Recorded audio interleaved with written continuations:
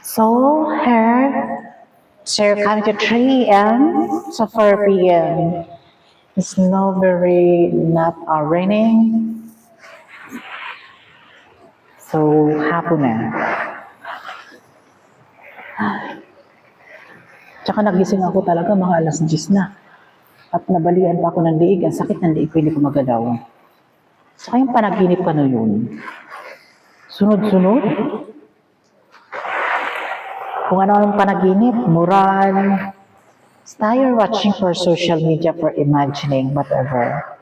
The people in your screen and mobile phone tablet and laptop to watching the videos. And before you're sleeping na, sabi mo, ay, iniisip mo ang mangyayari. Lahat na iniisip mo, napapanaginipan mo. You created your imagining. Sa mga panaginip ko, ang lalaswa. Parang nakipagtalik ako sa mga lalaki, may mga ghosts, may mga monster, basta mga ganon. Tapos nagigising ako, parang ayoko nang gigising. Parang ayoko nang, matulog. Universalists, the time of death, hanaginips. Panaginip ko lang ikaw.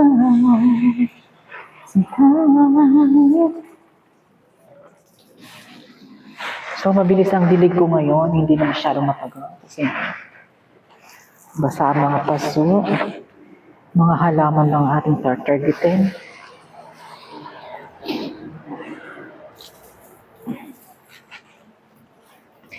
Parang smile on my face, won't let me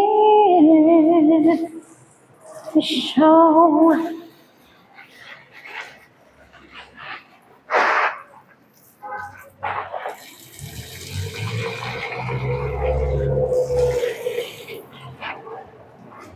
I'm trying to forget,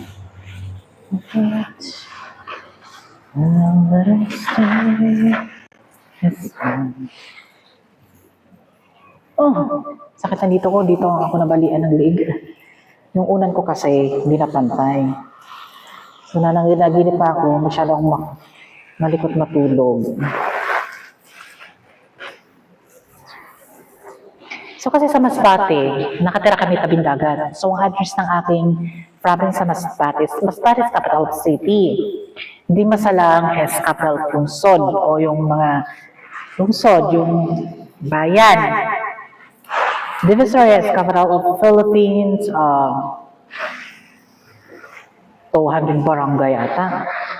Yun yung mga barangay yun. So, Start Divisoria, Losay, Masbate, Di Masalang.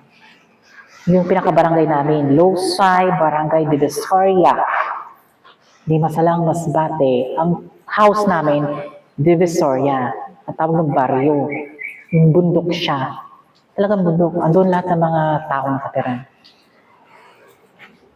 Kaya pag kami pumupunta ng Di Masalang yung bayan, doon kayo bumibili ng mga bigas, mga bread, mga tinapay, at kung ano-ano. Damit, gano'n. Bababa kami ng bundok. Lalakad kami.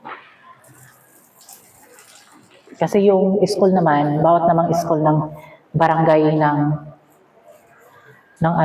Divisoria o Palanas, Capiz, Masbate, Babo Masbate, Buntod, Sanbar, Masbate,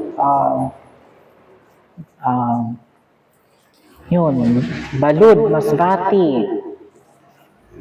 Badling, Masbate, mga yan, mga barangay yan. Iba-iba, pero isa lang yan.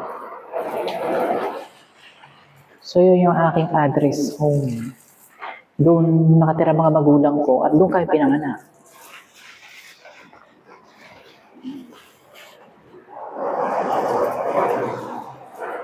Pero mga tita ko wala na doon, nalipat na sila sa ibang lugar.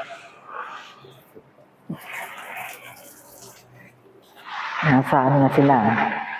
Wala na sila sa bundok, nasa city na. Saan doon na yung mga trabaho nila? Anak nila. Mga local store, may mga business.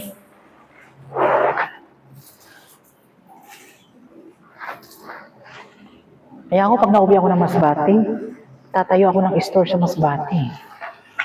Mga salon, yan. Siyempre, mga bakla din, mga tauhan.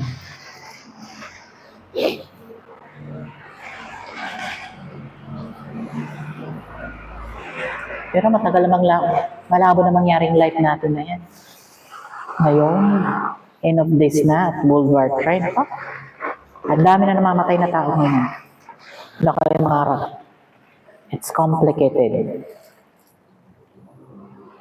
Yung mga flood control na, hindi pa kayo nagtataka kung anong ginawa nila. Feeling kasi nila, end of, tapos sila ng mundo. You know what? About the Libistray, kung Libistray about Batangulinio, I wanna prank you. Paprangkahin kita. Sa lahat talaga ng politician, kahit si BBM Marcos, kasabot yan sa flood control. Lahat sila nakinabang ng pera. Tutusin nga, dapat ipukulong sila lahat, walang matitira na senator, congressman, mambabata sa Malacanang. Lahat kasabwat. Ayaw nila mag-open kasi bulgar, booking na sila. Oo lang. Ayoko lang magsalita eh. Dahil, ayan, because you're believe online living, sinabi ko na, panindigan nyo na lang mangyari. Because the spirit is correctly and directly yours soul. Hindi tayo makakatakas sa katotohanan. Kahit anong gawin yung buka-buka ka dyan. Never you win. Understood? Okay.